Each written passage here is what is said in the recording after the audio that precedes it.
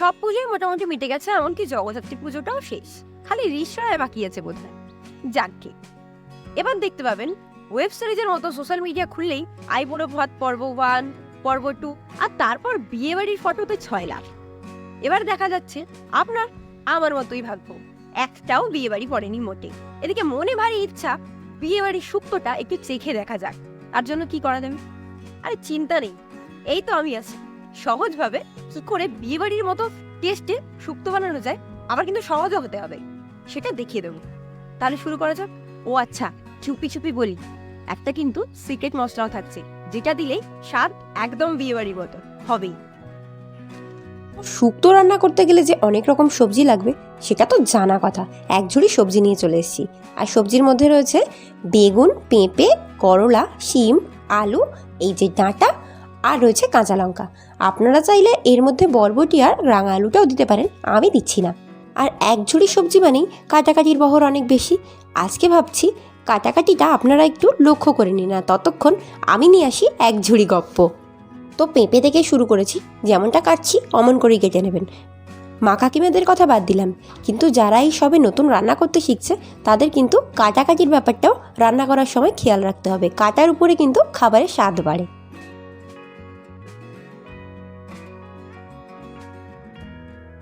তো এই শুক্তো কিন্তু মোটে আজকের রান্না নয়, সেই বৈষ্ণব সাহিত্য থেকে আমরা একে দেখতে পাই। তখন এরকম 7 রকমের সবজি দিয়ে শুক্তো রান্না হতো না, তখন শুক্তো বলতে একটা তেতো পদকে বোঝাতো, যেটা প্রবাবলি বেগুন, করলা, কুমড়ো আর বড়ি এগুলো দিয়েই তৈরি হতো। পরে পরে এই শুক্তোর আরও বেটার ভার্সন এসেছে, এখন তো একদম দুর্দান্ত ভার্সনে শুক্তো চলে, বেশ অনেক রকম সবজি, দুধ সব কিছু দিয়ে। মানে শুরুর দিকে শুক্তো একদমই বাহারি পদ ছিল না, আর এখন শুক্তের বাহারি আলাদা। জানেন, চুপি চুপি আরও একটা কথা বলি, অনেকে বলে এই যে এত সুন্দর করে বাহার করে শুক্তো রান্না করতে আমরা শিখেছি, এটা নাকি পর্তুগিজরা শিখিয়ে গেছে। এ কথা কতটা সত্যি তা আমারও জানা নেই, লোকে বলে আর কি, তাই শুনেছি। চলো, সব কিছু মোটামুটি কাটা হয়ে গেছে। ডাঁটাটা কাটার সময় একটু অসুবিধে, ওটার ওই গায়ের ছালটা ছাড়াতে হয়, না হলে ডাঁটা আবার ভালো সেদ্ধ হয় না।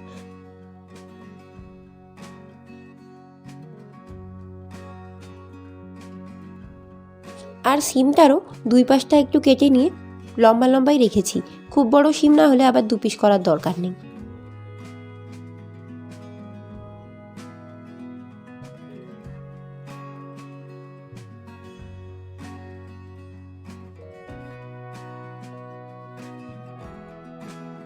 নাও, এতক্ষণ এক ঝুড়ি সবজি ছিল, এক ঝুড়ি গপ্প ছিল, এবার হয়েছে কাটাকাটির পর 1 থালা সবজি। রান্নাটা এবার বসানো যাক। তো ফার্স্টে কড়াতে জল ঢেলে দিয়েছি, আর জল একটু গরম হলে যেগুলো মোটামুটি শক্ত সবজি যেমন আলু, পেঁপে, এগুলো একটু সেদ্ধ করতে তুলে দেবো। আর এগুলো দেওয়ার পর দিয়ে দেবো প্রায় 1 চামচ ভর্তি করে নুনটা একটু জলের সাথে মিশিয়ে নেব। তারপর চাপা দিয়ে দেবো, আর মিডিয়াম আঁচে মোটামুটি সেদ্ধ হতে দেবো 5 থেকে 7-8 মিনিট মতো।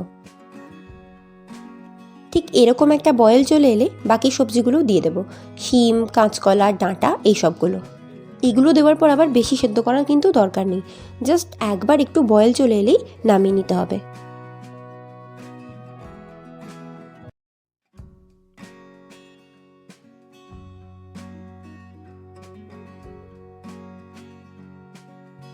আর সবজিগুলো একটা প্লেটের মধ্যে তুলে নেব।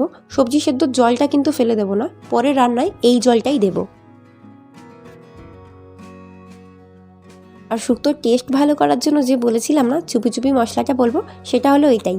1 চামচ মতো রাঁধুনি আর ওই 1.5 চা চামচ মতো মৌরি, সেটা শুকনো কড়ায় প্রথমে ভেজে নেব। আর ভাজা মৌরির বেশ একটা সুন্দর গন্ধ উঠলেই সেটা এরকম হামানদিস্তায় নিয়ে নেব পিষে নেওয়ার জন্য। আপনারা চাইলে মিক্সিতেও দিতে পারেন, কিন্তু জিনিসটা অল্প বলে আমি হামানদিস্তাতেই থেতো করছি। আর আগেকার সময় কি হতো, মা ঠাকুমারা বেশ শিলে বেটে রান্না করতো। আমি কিন্তু এখনও পর্যন্ত শিলে বাটার সুপ্রিমেসিতেই বিশ্বাস করি, যতই মিক্সার গ্রাইন্ডার চলে আসুক।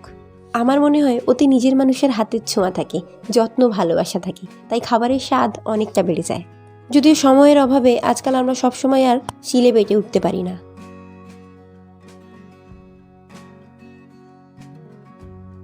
এটা গুঁড়ো হয়ে গেছে, এবার একটা মিক্সির জার নিয়ে পেস্ট বানিয়ে নেব। 2 ইঞ্চি মতো আদা কুচিয়ে দিয়ে দেবো। দিয়ে দিয়েছি 1.5 চা চামচ মতো সাদা আর কালো সর্ষে একসাথে মেশানো। আপনারা যদি মিশিয়ে না থাকেন তাহলে অর্ধেক অর্ধেক করে দেবেন। আর অর্ধেক মালা নারকোল কুড়িয়ে রেখেছিলাম, সেটাও একসাথে দিয়ে দেব। 5টা মতো কাঁচা লঙ্কা না কুচিয়ে একটু থেঁতো করে নিয়েছি, তারপর সেটা এতে দিয়ে দেব। আর দিয়ে দেব অল্প একটু জল। এবার একটা ফাইন পেস্ট বানিয়ে নেব।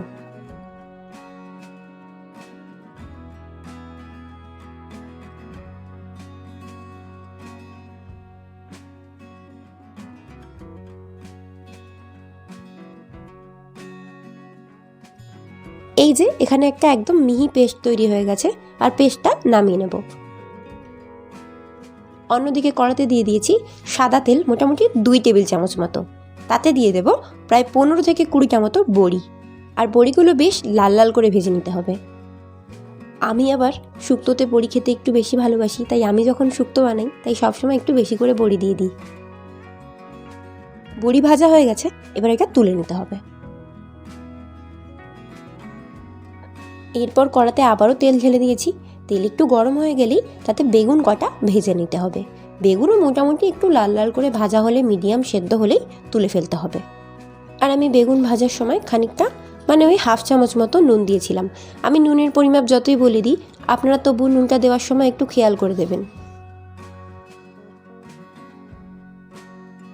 বেগুন ভাজা হলে পরে নামিয়ে নেব। আর কড়ায় আবারও দিয়ে দেবো খানিকটা তেল।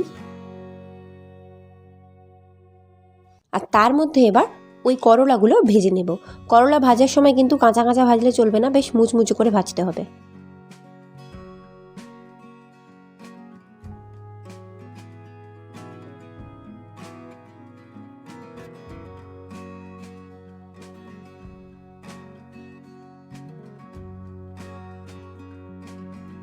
এরপর কড়াতে আবারও তেল ঢালবো। তেল গরম হলে ওই যে সেদ্ধ করার সবজিগুলো রেখেছিলাম সেগুলো জাস্ট একটু সতে করে নেব। আপনারা যদি না চান তাহলে নাও করতে পারেন, কিন্তু আমার মনে হয় একবার তেলে একটু নাড়িয়ে নিলে স্বাদ বাড়বে। ওগুলো জাস্ট একটু নাড়াচাড়া করে নেব গরম তেলে, আর তারপরে নামিয়ে নেব।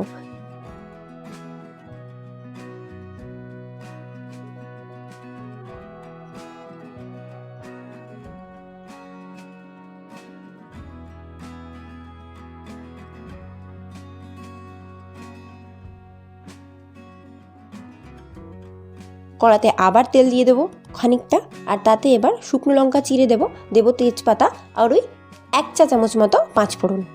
পাঁচফোড়ন আর শুকনো লঙ্কা বেশ একটু ভাজা ভাজা হলে তাতে ওই যে পেস্টটা বানিয়ে রেখেছিলাম নারকেল আর সর্ষে দিয়ে, সেটা ভালো করে তুলে আর ভালো করে কষিয়ে নিতে হবে।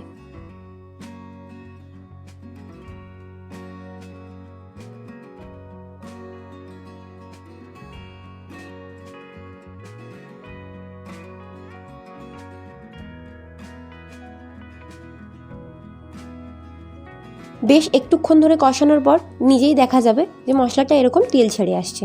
তখন প্রথমে এই সমস্ত সবজিগুলো একবারে তুলে দিয়ে মশলার সাথে ভালো করে নাড়াচাড়া করব। মাঝখানে মশলায় কিন্তু আমি পরিমাণ মতো নুন দিয়ে দিয়েছিলাম, আপনারাও দিয়ে দেবেন। এদিকে সবজি সেদ্ধ করার সময়তেও নুন দিয়েছিলাম। পর এটা একটুক্ষণ হবে। অন্যদিকে নিয়ে নিয়েছি প্রায় 75 ml মতো দুধ, আর তাতে 1/2 চামচ মতো ময়দা মেশাবো। ভালো করে মিশিয়ে একটা ঘোল তৈরি করব। এদিকে যখন দেখব মোটামুটি সবকটা সবজিও সেদ্ধও হয়ে গিয়েছে, আবার ভালো করে মশলাগুলোর সাথে বেশ একটা লটপটে ব্যাপার চলে এসছে, তখন তাতে বাকি জিনিসগুলো তুলে দেব। ভেজে রাখা করলা, বেগুন আর বড়িটা আবার সবটা ভালো করে একসাথে মিশিয়ে নেব।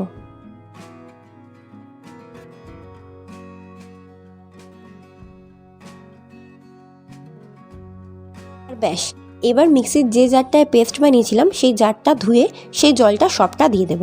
আর দিয়ে দেব সবজি সেদ্ধ করার পর যে জলটা বেঁচেছিল সেটা। জলটা এবার আপনারা একটু বুঝে শুনে দেবেন কে কতটা ঝোল রাখতে পছন্দ করবেন। জল দেওয়ার পর একবার নাড়িয়ে সবটা ঢাকা দিয়ে দেব প্রায় 1 মিনিটের জন্য। এরকমভাবে সুন্দরভাবে ফুটে উঠবে। তারপর ওই যে দুধ আর ময়দার যে ঘোলটা বানিয়েছিলাম সেটা ঢেলে দেব।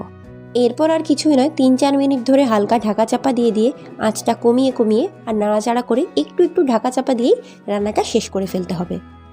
আর গ্যাসের ফ্লেম বন্ধ করার ঠিক আগেই দিয়ে দেব 1.5 চা চামচ মতো চিনি, আর দিয়ে দেব ওই যে ভাজা মশলাটা গুঁড়িয়ে রেখেছিলাম সেটা সবটা, আর দেব 2 চা চামচ মতো ঘিটা এর চেয়ে আর একটু বেশিও আপনারা দিতে পারেন।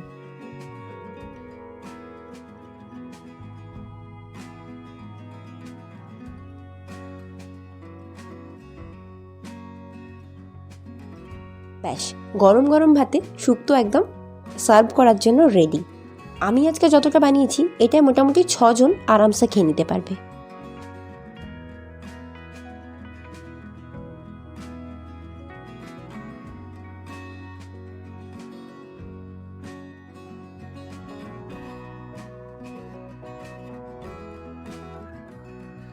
আমি তো রান্না বান্না কমপ্লিট করে এবার ঘোরাঘুরি করতে চলে এসেছি।